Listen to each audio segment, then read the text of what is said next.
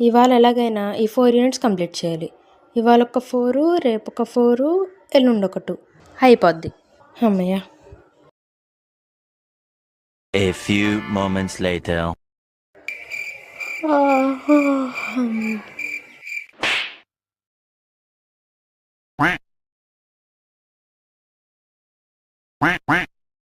అమ్మో! చదవాలి.